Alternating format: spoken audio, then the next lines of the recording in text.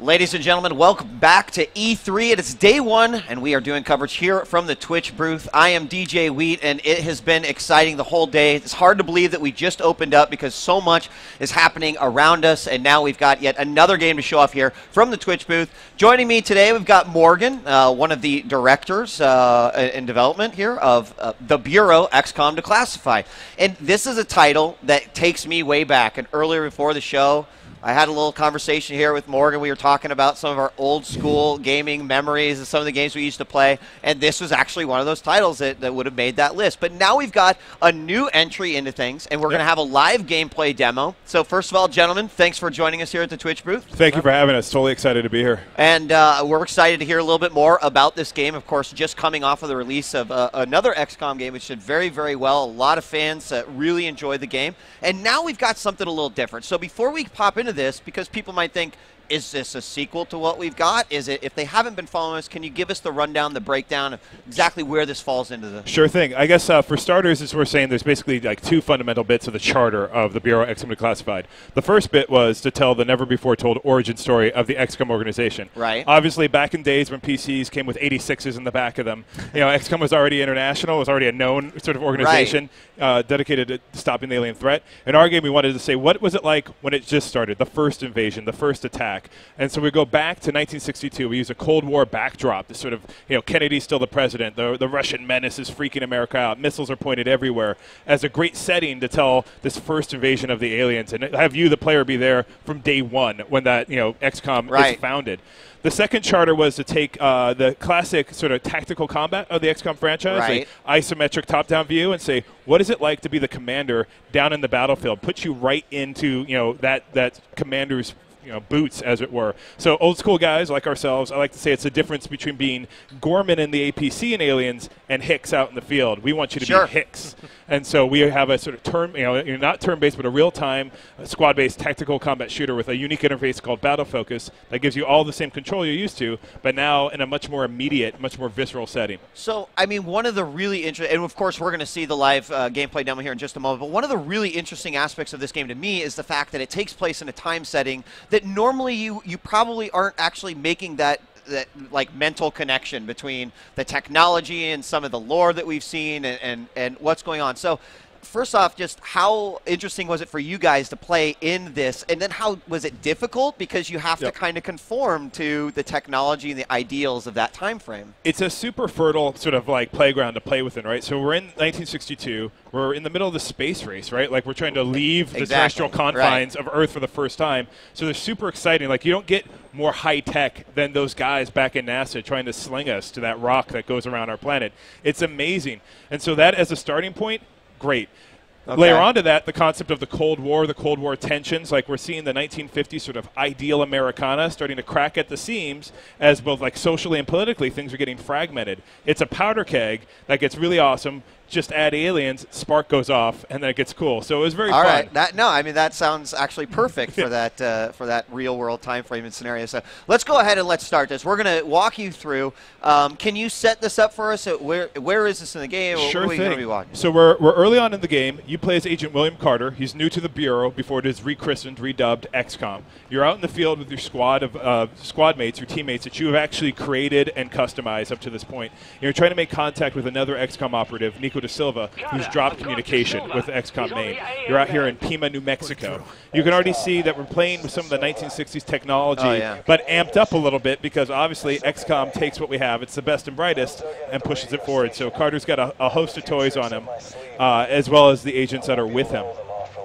One of our goals is to have these sort of off-the-beaten tracks, pieces of 1962 America, so as opposed to going right to New York or D.C., like is pretty common in the movies. We're in the nooks and crannies of America. We're off Route 66, so Pima, New Mexico, a university out in Georgia. You know, these sort of, you know, they're America, but they're not the ones that everyone is familiar with. It also gives us the ability to have this concept of a secret war, which is kind of cool, the redaction, the erasing the truth, because, you know, you can't talk about aliens without at least having a nod to what X-Files has done to the genre, and we really enjoy that secrecy. So Carter's going to go down the street here, try to rendezvous with Nico De Silva, and we get our first view at some of the alien threats. So as true as an XCOM game, we have a menagerie of aliens. We have the Zujari, which is our main sort of combatants. And then there's, the common foes you're used to, sectoids, mutons, that concept of you're going to fight like a buffet of bad guys, as we like to say. So immediately, for anyone who's played an XCOM game, they're going to note, just like you said, you're playing it sort of from a different perspective. Instead of being that tactical commander, you are really able to get down right in the action. Exactly. I mean, the idea is to make it visceral, to make you feel one of the group. So you can see here, we've gone into battle focus. This is the tactical interface that gives you complete control over you and your squad mates. You're able to select movement orders. As you can see, we'll go over here, select one of our agents, issue them a movement order to run up and take a flanking position, all in real time. You can see the very classic threat line showing you where enemies can see you, and as well as your efficacy with your weapons. So the time is slowed, yep. right, in real time. I mean, that's actually really a cool concept, because it still means that the threat is active no matter what. You can't just sit there and go, I've got 20 minutes to make this decision. Exactly. What we don't want to have is to have that sort of like decisions with no time pressure, go to the bathroom, go to the kitchen. Like, we want everything to feel impactful and that at every moment you're under threat. And our goal is really, like, at 2K Marin, we worked in BioShock 2, Minerva's Den. We like to joke and say we like to make smart games for smart gamers. We want to combine the sort of the visceralness of the Twitch with the cover-based shooting with the thinking man's game of being tactical and using your squad to great effect. You're always outnumbered but never outgunned, because you turn a group of guys into a team. Now, we're going to bring up Battle Focus as soon as we dodge this grenade and get some safety, and show off some of the abilities and powers that you're able to customize your squad with. So you can see here, we'll bring up a mine, which is going to get deployed, which will take out guys in sort of a broad-based area, as well as by able to use the taunt ability. We're going to be able to pull aggro off of one of the bad guys by switching to our other agent, hitting a taunt, and then pulling that sectoid that's hiding behind the corner out of cover into the firing lines, where you can combine the firepower of your guys against them. Our goal here is, again, to make a tactical game. So it's really using your agents, all their abilities, as well as the battlefield itself, to the most tactical advantage. In some ways, I like to liken our game to sort of a squad versus squad-based sort of real military sim, just with the threat being aliens, because, XCOM. Why not? Right. So, okay, I've got a question for you regarding that, because let's say I'm playing, I'm playing Enemy Unknown, and I made a really bad decision, and like, I got too aggro. I just got everyone wiped, right? It wasn't the good decision. I see with a little bit more fast-paced action going on here, is it a bit more forgiving if you, right, like, oh, I really shouldn't be this far forward. I need to get back here. Can I use my squad to, well, it's XCOM, so there's nothing truly forgiving about the battlefield. Awesome. That being said, like, smart commanders, like, a tactical maneuver is always advance to the rear, i.e. retreat. So you'll be forced to do things like fall back and cover your flank, and really maximize both yourself and your team and the battlefield to keep yourself safe. If you fail that, as because we are an XCOM title, is the concept of permadeath. Your agents can drop, and they're gone for good. And these aren't your typical third-person shooter AI buddies. These are guys you've built, you've customized, you've leveled up with experience points throughout the game. When they go, that's a significant investment of your time and effort. And there's no sandbox at play here. Our campaign is narratively driven. So the war keeps going no matter who you lose. You get to see them on the memorial wall, but now you're going to your next battle. Hopefully you've managed your roster effectively, and you have some high-level guys to bring with you. If you fail to do that, you're going to bring some recruits, and it's not getting any easier. Interesting. Our sort of the experiment at play here for us is how do we take those tenets of the XCOM franchise, team, tactics, technology, and a game that, on the surface you could say a game that is hard. What I like to say is it's a game that demands and requires skillful play, and bring that to the third-person space, which is generally not very, high stakes in terms of what it demands from you, the player, and how it punishes you for failure to sort of adapt and overcome. So I want to just talk a little bit more about like some of the weaponry and some of the things that you would run into now versus what you would get in the future games, the status quo games.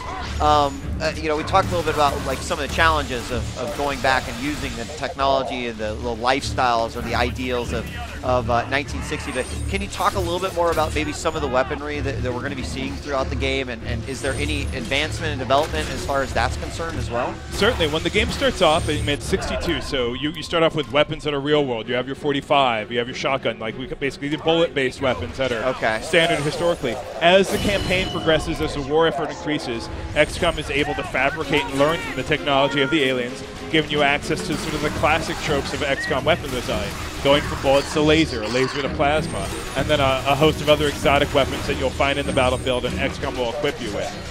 In XCOM, in the Bureau XCOM Declassified, there is no better weapon than the player's mind, though. So as you can watch in this display that we're showing right here, our driver is showing a great utilization of his agents, position them on either opposing flanks to get a crossfire, while he himself takes the flanking position.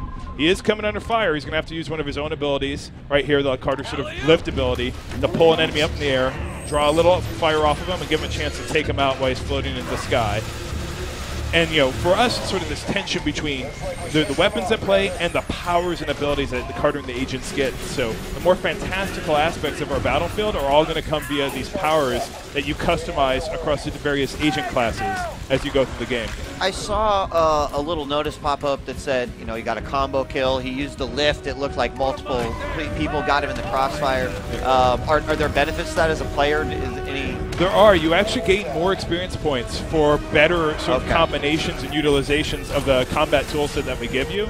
It's a great way to allow you to min-max. And for us, part of the sort of combo kill is a great way to say, good job, player, because what we want is not, as you've said before, the run and gun aspects. Right. We want you to sort of build this tactical plan, sort of what we call a combat puzzle. Come up with your own solution, watch it unfold, and then and then feel powerful. In certain ways, really skilled commanders are going to be capable of defeating some of our conflicts without ever firing a single bullet themselves, just because they're that deft at utilizing their agents at their disposal, reading the battlefield, the disposition of the bad guys, and then going for it. That to us is an awesome, awesome moment. Yeah, absolutely. So again, like even as a fan of like squad-based games, one of the things that I would ask as a gamer immediately is like, can you tell me a little bit about the control schemes that will let me access, like the radio menus, and how quickly will I be able to sort of execute what I want to? Certainly. So the Battle Focus menu that you've seen before, the Battle Focus radial, is the quickest way to get off all the powers and abilities from the totality of your squad.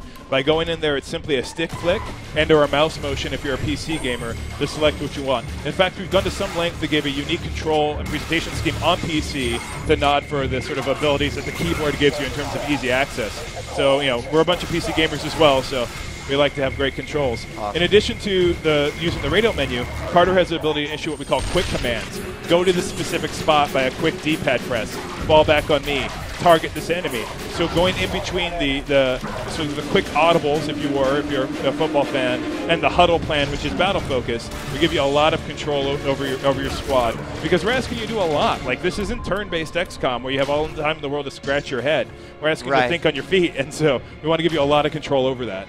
All right, as we're getting near the end of our segment here, I have to ask, and I got some questions earlier from the Twitterverse that were saying, can you tell us anything about like how much more we will be learning about XCOM as a whole through this particular title? Well, because we get to tell the origin story, not only are you going to be able to see day one when XCOM is founded, you're literally there, they're moving the crates into the underground XCOM HQ, and you're a part of that. But you also get some of the lore. I mean, there's various aspects of the different higher-end aliens in the menagerie of bad guys that are a through line through all the XCOM games, from the original all the way through Interceptor.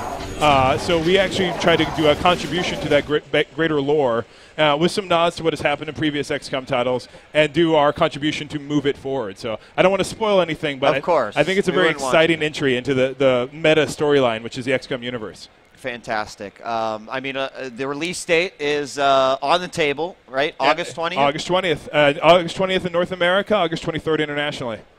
All right, fantastic. Well, we've got a ton more coming out here, and I want to thank you guys again. Are you also here at the show? Anyone can come and check out the game anywhere else? We're not showing here at the show. We're just going to hang out with cool guys like you and show it off. Well, then you made a lot of people happy out there. So definitely appreciate you guys coming out. Thank you so much, guys. Our coverage will continue here at E3 Day 1. We are live from the Twitch booth, and we have so much more for the remainder of the day. We're also going to be live on Wednesday and Thursday, and if you're here at the show, come by, say hello, and check it out. I'm DJ Wheat, and we'll be back with a lot more from Day 1 on the E3 floor from the Twitch booth. We'll be right back.